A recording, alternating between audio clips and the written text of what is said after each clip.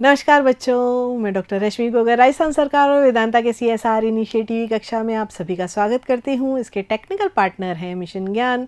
बच्चों, हम पढ़ रहे थे मानव में प्रमुख और सामान्य रोगों के बारे में, यानी आपका अध्याय 40। और हमने पिछले वीडियो में बात की थी हेपेटाइटिस के बारे में, हेपेटाइटिस ए और बी के बारे में बात की थी, और उसके अलावा थोड़ा सा हेपेटाइटिस सी, अल्कोहलिक हेपेटाइटिस, है ना, ई और डी, इनके बारे में भी हमने बात की थी। और दिए थे आपको 2 प्रश्न। आपको बताया गया था कि हेपेटाइटिस बी जो है वो काफ़ी जो है खतरनाक होता है ना, और सीरम हेपेटाइटिस कहलाता है। जबकि हेपेटाइटिस ए जो है वो दूषित जल, दूषित खाने, है ना, दूषित हाथ वगैरह और गंदगी से जो है उसके कारण से फैलता है। ठीक है, और अब हम जल्दी से देखते हैं। आपने आंसर सही लिखे हैं। हेपेटाइटिस बी वायरस की खोज किसने की? डॉक्टर ब्लूमबर्ग ने की 1965 में, और 1977 में इसके लिए इनको क्या मिला था? नोबेल पुरस्कार मिला था। ठीक है ना। और यकृत शोथ बी विषाणु जो हैं शरीर में प्रतिरक्षी अनुक्रिया के फलस्वरूप क्या, कौन सा प्रतिरक्षी बनाते हैं? IgM बनाते हैं। इसी से ही पता चलता है कि कौन सा यकृत शोथ हुआ है, यानी हेपेटाइटिस कौन सा हुआ है। ठीक है, तो आशा है आपने सही लिखा होगा। और आज हम बात करेंगे, अभी तक हमने बात की थी विषाणु जनित रोगों के बारे में, और आज हम शुरू करेंगे प्रोटोजोअन्स, है ना। मच्छर भी दिख रहा है ना आपको, है ना, और इधर ये भी ट्रिप्नोसोमा भी दिख रहा है। तो ये प्रोटोजोअन्स है। मतलब मच्छर में तो प्लाज्मोडियम, मच्छर तो इसलिए लगाया है कि प्लाज्मोडियम आपको बताएं, मलेरिया जो होता है वो प्रोटोजोआ जनित होता है। तो प्रोटोजोआ जनित रोगों के बारे में अब बात करेंगे हम। ये देखिए कुछ प्रोटोजोअन्स हैं आपके पास यहाँ पर। ठीक है, जियार्डिया है, प्लाज्मोडियम है, टॉक्सोप्लाज्मा है। ठीक है, जो आपके अभी काम ट्रिप्नोसोमा है। ठीक है, इसके बाद आपका यहाँ पर ये अमीबा है। ठीक है, पैरामीसियम है, यूग्लिना है। ये सारे के सारे क्या हैं? आपके प्रोटोजोअन। थोड़ा सा याद कर लीजिए कि प्रोटोजोआ जो है उसमें कौन कौन से प्रोटोजोअन्स होते हैं, है ना। याद आ गया ना आपको? चले अब आगे पढ़ें। आगे हम पढ़ते हैं बात एमीबियोसिस की, यानी कि अमीबता। तो आपको नाम से ही पता चल रहा है कि ये अमीबा, है ना, के कारण ही फैला है, और इसे अमीबी पेचिश भी बोलते हैं। और ये फैलता है एंट अमीबा हिस्टोलिका से। ठीक है, आपको ये ध्यान रखने पड़ेंगे कि ये कौन सा प्रोटोजोआ है जिसके कारण ये फैलता है। ठीक है, लक्षण क्या है इस रोग के जंतु की? ट्रोफोजोइट अवस्था। ठीक है, आंत की भित्ति में प्रवेश कर उत्तक अपघटन एंजाइम का स्राव करती है, जो कोशिकाओं का अपघटन कर देता है। ठीक है, इसकी कौन सी अवस्था? ट्रोफोजोइट अवस्था जो है किस पर जाती है, कहाँ जाती है? आंत में जाती है। ठीक है, और वहाँ पर क्या करती है? उत्तक अपघटन करके एंजाइम का स्राव करती है, जो कोशिकाओं का अपघटन कर देते हैं। इससे उन स्थानों पर क्या होते हैं? छोटे छोटे छाले हो जाते हैं। इनमें श्लेष्मा भरा होता है। ठीक है, जैसे छालों में जैसे द्रव भरा रहता है, तो इसमें श्लेष्मा भरा रहता है। ये उभार आंत में ही फट करके श्लेष्मा का स्राव करते हैं, जो मल के साथ बाहर आता है। तो अब श्लेष्मा बाहर आता है, इसको इसीलिए अमीबी पेचिस कहते हैं। तो वो श्लेष्मा मल के साथ बाहर आता है, तो जो वो श्लेष्मा के रूप में ही बाहर आता है ना। इस समय रोगी को बुखार तो नहीं आता, लेकिन दिन भर पेट में जो है मरोड़ उत्पन्न होती है और दस्त लगते हैं। यानी कि पेट में ऐसा लगता है जैसे अपन कपड़ा निचोड़ते हैं ना, तो ऐसे लगता है पेट में भी कुछ ऐसा ही निचोड़ रहा है। मतलब ऐसा ही आंतें जो हैं वो इस तरह से क्रम्पल करती हैं, जिससे कि पेट में दर्द होता है। और दस्त में आंव के साथ रक्त भी निकलता है। वो जो श्लेष्मा है उसके साथ क्या क्या होगा? रक्त भी निकलता है। अब जब रक्त निकलेगा तो डेफिनेट है क्या? कमजोरी आना, है ना। और इस रोग का प्रसार कैसे होता है? मक्खियों, वायु, जल द्वारा होता है। यानी ये सबसे ज़्यादा इम्पॉर्टेंट वही है कि जल प्रदूषित होता है, खाना प्रदूषित होता है, हवा में इसके जो हैं प्रोटोजोअन्स, अमीबा जो हैं वो फैल जाते हैं।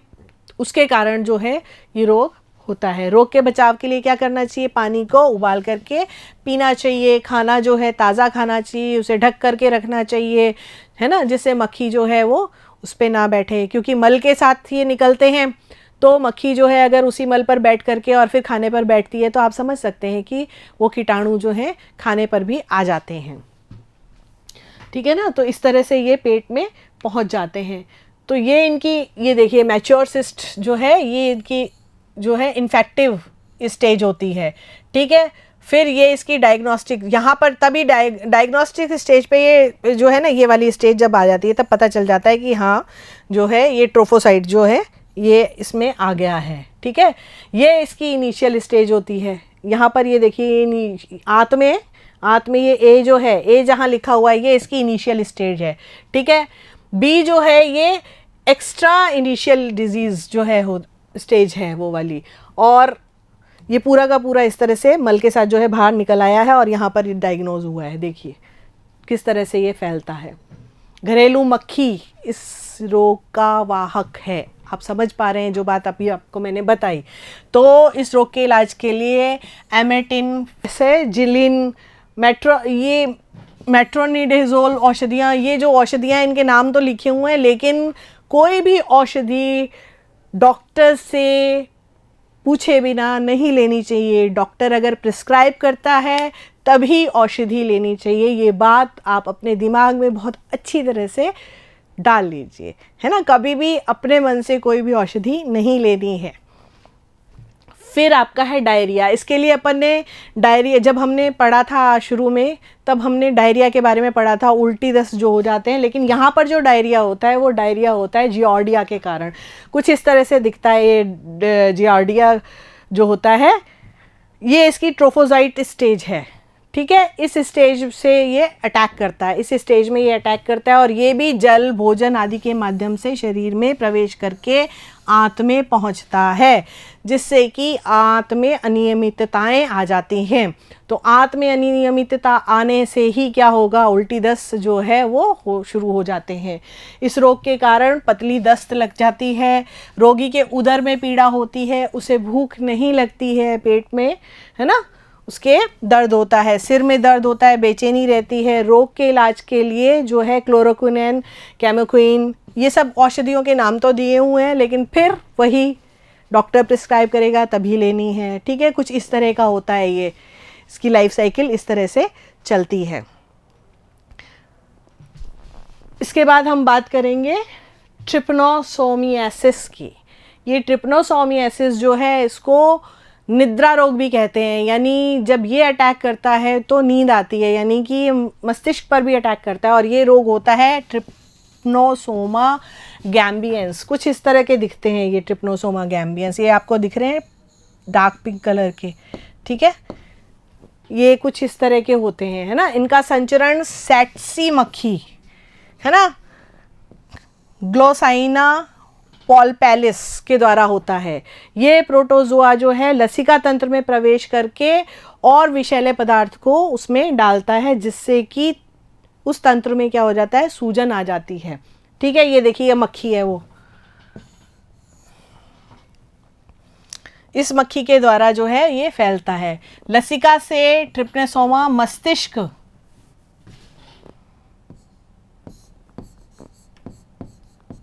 ठीक है, मस्तिष्क जो है उसके, और प्रमस्तिष्क जो है,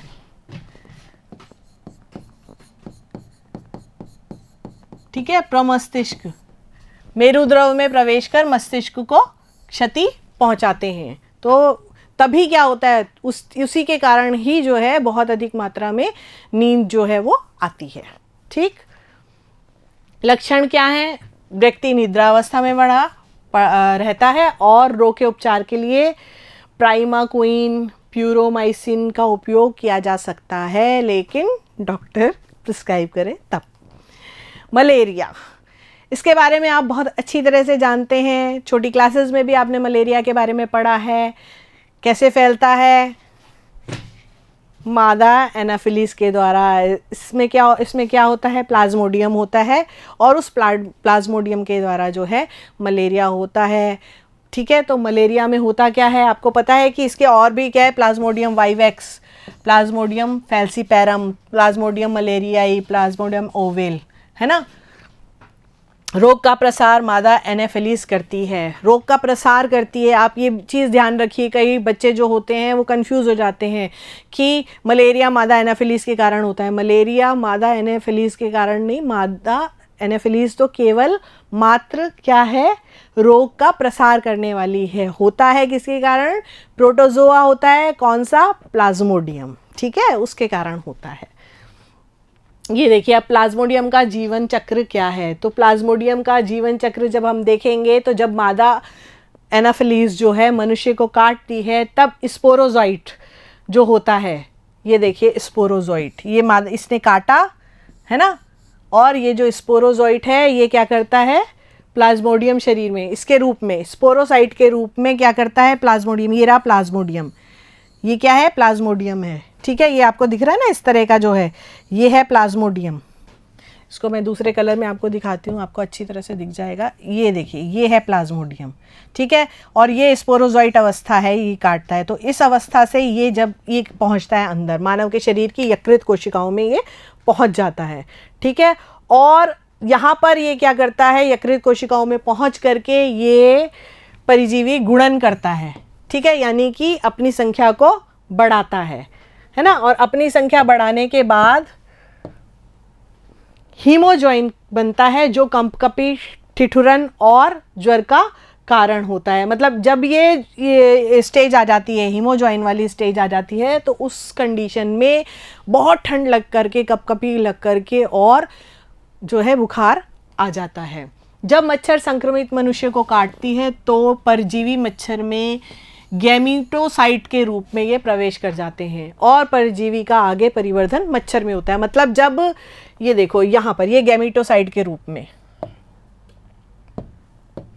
ये गैमीटोसाइट के रूप में ये मच्छर में जब अब इस मच्छर ने वापस जब काटा तो अब रक्त जो है ये चूसती है ना, तो उस रक्त के साथ ये गैमीटोसाइट अवस्था जो है इसकी, इस अवस्था में ये किस में पहुंच जाता है, वापस मच्छर में पहुंच जाता है। और फिर इसका चक्कर, जीवन चक्र मच्छर में चलता है, और फिर मच्छर में जब ये स्पोरोजोइट अवस्था आ जाती है तो फिर जब ये काटता है मनुष्य को तो फिर स्पोरोजोइट अवस्था से वापस वही इसमें लीवर में अटैक करता है, वहाँ पे अपनी जनसंख्या बढ़ाता है और फिर वही कंडीशन आ जाती है हीमोजॉइन की और मलेरिया हो जाता है, ठीक है ना। गैमीटोसाइट से युग्मक जनन द्वारा युग्मक बनते हैं, ठीक है, निषेचन से युग्मक जनन का निर्माण होता है और युग्मन में विभाजन से फिर वापस से क्या बन जाता है, स्पोरोजोइट बन जाता है, जो बात मैंने आपको बताई है ना। और इससे मच्छर की लाल ग्रंथियों में ये प्रवेश करता है और फिर जब मच्छर काटता है किसी को तो ये स्पोरोसाइट के रूप में जो है उस व्यक्ति के रक्त में प्रवेश करके लीवर में चला जाता है और फिर लीवर में ये अपनी संख्या बढ़ा करके और फिर वापस जो है मलेरिया रोग उत्पन्न करता है। जब मच्छर मनुष्य को काटता है तो स्पोरोजोइट उसके शरीर में प्रवेश कर जाते हैं। इसके उपचार के लिए जो है एंटीमनी यौगिक युक्त औषधियाँ लेनी चाहिए। अब लक्षण क्या हैं, इसके लक्षण ये है कि बहुत तेज़ सर में दर्द होता है, सर में बहुत तेज़ दर्द होता है और बहुत कंपकपी ठंड लग करके बुखार हो जाता है, उल्टियाँ आने लग जाती हैं, जी मिचलाता है, ठीक है। और इस रोग से बचने के लिए मलेरिया फैलने के मौसम में 300 मिलीग्राम कुनैन प्रतिदिन खाते रहना चाहिए। इसकी औषधि जो है वो कुनैन ही है, मेन जो औषधि है इसकी। पानी को उबाल करके पीना चाहिए, सब्जियों को अच्छी तरह से धो करके प्रयोग में लाना चाहिए, कहीं पर पानी इकट्ठा नहीं होना चाहिए जिससे कि मादा एनाफिलीज जो है वहाँ पर पैदा हो जाए, है ना। मच्छर जो हैं वो रुके हुए पानी में इकट्ठे अपने लार्वा जो है अपने अंडे देते हैं और फिर लार्वा रूप से फिर बड़े होते हैं, तो ऐसा नहीं होना चाहिए। जल आसपास अथवा घर में ठहरे हुए जल का निकास कर देना चाहिए। मच्छरों को फैलने से रोकना एवं उन्हें नष्ट करने के लिए DDT, गैमैक्सिन, मिट्टी का तेल आदि का छिड़काव जो है वो करते रहना चाहिए। तो ये बात थी मलेरिया की, ठीक है। ये देखिए, इसमें आप ये देखिए एक बार और बताया हुआ है जो आपकी बुक में भी दे रखा है कि ये देखिए मच्छर जो है इसने काटा। जब मच्छर दूसरे मानव को काटता है तब जीवाणु काटने के साथ ही मानव के शरीर में चले गए स्पोरोजोइट के रूप में।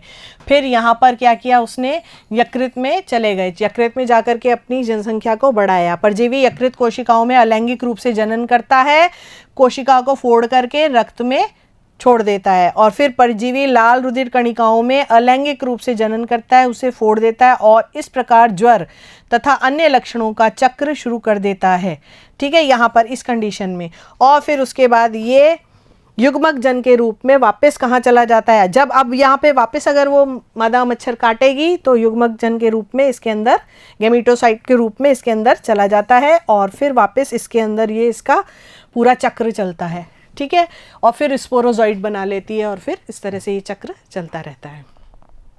फिर है लीशमैनियासिस। लीशमैनिया की विभिन्न जातियों द्वारा ये होता है और ये कशाभीय परजीवी है, यानी इसमें कशाभिकाएं होती हैं, ठीक है। और काला आजार लीशमैनिया डोनोवनी के द्वारा उत्पन्न होता है, ये बात ध्यान में रखिएगा। काला आजार लीशमैनिया डोनोवनी के द्वारा जो है उत्पन्न होता है, ठीक है। इसके लक्षण क्या हैं?